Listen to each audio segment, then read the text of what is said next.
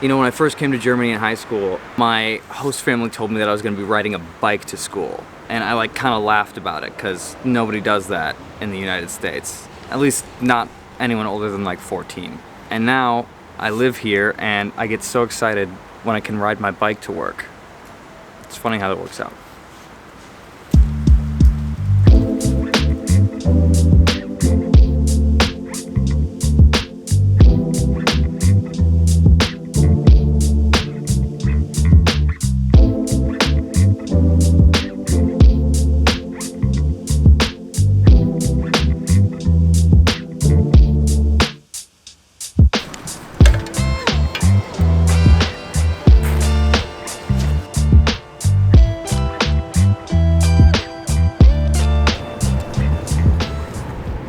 Regular viewers of the vlog might be like, that's not a bike I recognize. And you're right. The other one got stolen. Which is something I learned the hard way, so I'll tell you about that after work. Just coming from work and stumbled upon a little something. I have no idea what it is.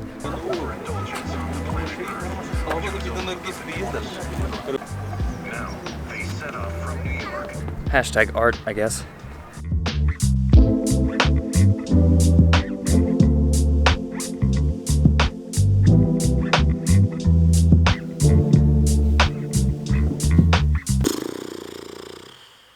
Welcome back. My name's Tommy. I'm an American living in Düsseldorf, Germany, and I got my bike stolen. Now, it is important for me to set the stage that I'm the idiot in the story. The main villain is my own stupidity. The main protagonist is the bike thief? No, don't steal bikes. I think it's just good for you guys to have the context that this is not a video about people's bikes get stolen in Germany. Look out. People's bikes get stolen everywhere. Look out. Is this going well? If you've watched all my videos, you know that I bought a bike here because I made a video about it. It wasn't a great bike. It was kind of silly. I just wanted a bike, and I actually kind of wanted one that wasn't amazing. I wanted one with character. Let's put it that way. One of the most common comments on that video was about how this is great. There's no way that bike's gonna get stolen because it's not that nice. Well, here's something I learned the hard way. Something that someone who has owned a bike and lived in a city would know, but I haven't owned a bike since I was 14. So I did not know that it doesn't matter how nice a bike is. It just matters how easy it is to steal. I got that bike in the spring. It was the first nice weather week of the year. Rode it a few times. And then by the time that people actually started going back into offices and things like that, after lockdowns had eased, it was summer, and I was actually just about to leave to go back to the United States for a while. So I had barely ridden this bike because I really wanted to use it to commute to work. That was the main reason I got it. I forgot to bring it into the apartment when we left for the US, so it sat outside with a lock on it, and when we got back, someone decided this bike is now mine.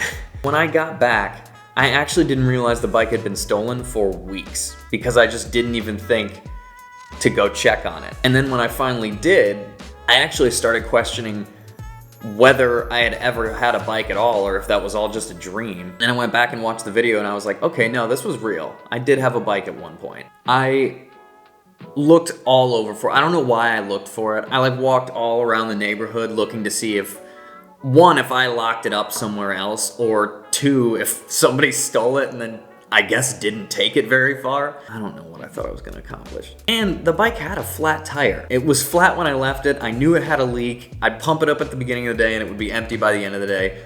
So I know that someone had to have gotten on it and realized that the tire was flat. So not only did they pick up a rusty bike, but they picked up a rusty bike with a flat tire. But at the end of the day, that bike called to me, so it must have just called to them too. But like all tragedies in life, we must eventually move on.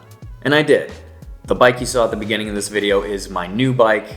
I really like it. It's super nice. It's a single speed. It's not a super expensive bike because I obviously have experience in losing bikes, but I am making some changes this time around. If the first lesson was, it doesn't matter how nice the bike is, it just matters how easy it is to steal. The second lesson is, you don't need the best lock in the world.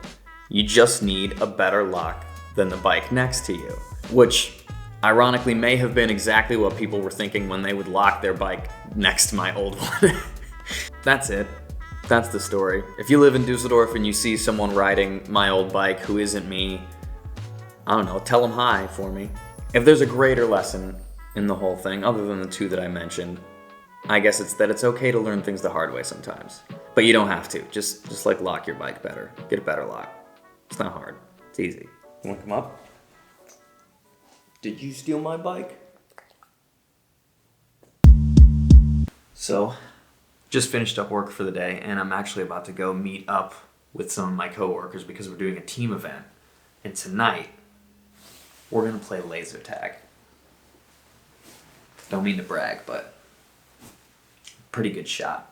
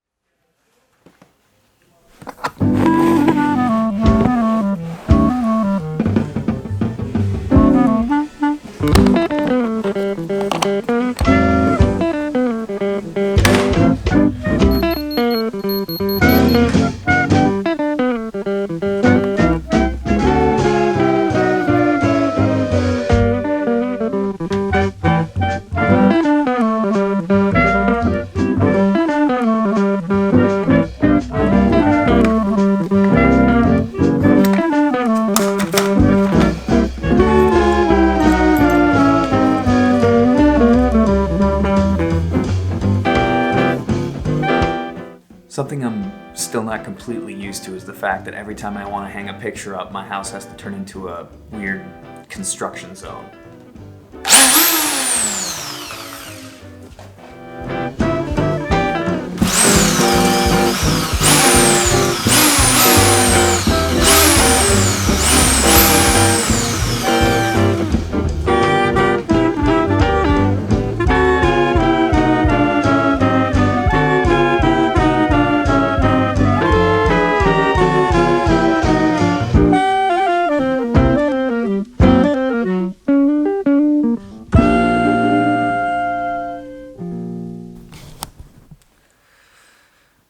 Coffee at the end instead of the beginning. That's innovation.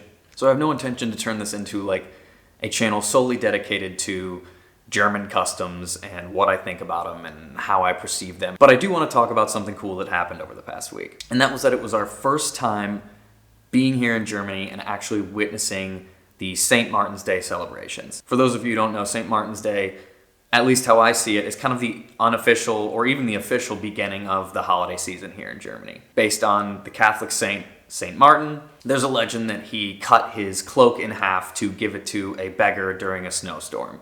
So, overall, kind of a chill dude. One of the ways they celebrate the holiday is that little kids make these little lanterns at school, and then they light them up and they do like a procession, a little parade through the streets on St. Martin's Day. We had heard about this, but we had not seen it yet, even though we were here last year. Last year was last year, so nothing really even happened. We didn't get to witness how this kind of procession takes place. But just a few days ago, we were walking and we saw a bunch of people with tiki torches, kind of unnerving if you're from America and you know what tiki torches mean in this climate. But it was all good. It was a St. Martin's procession. It was really cool. The kids had the lanterns. It was super cute. They were playing music. There was like a brass band. It felt cool to just see it in person for real for the first time, because last year was frankly kind of depressing around this time of year.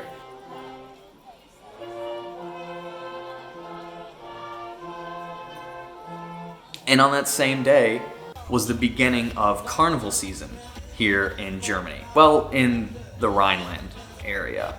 Germany doesn't care about Carnival. People on the Rhine care about Carnival. It's essentially German Mardi Gras. There's some differences, some nuances, but it's basically German Mardi Gras.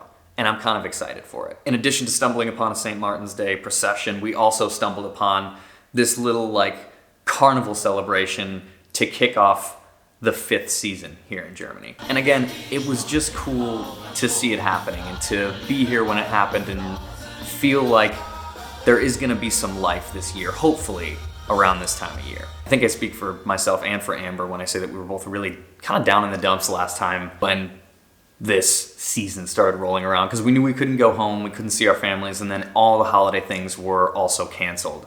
So even now, things are kind of getting shaky again. Go get vaccinated. I'm still hopeful that this year's gonna be a little different. We're gonna have a real celebration the way that we want to, and one that won't make us so homesick this time.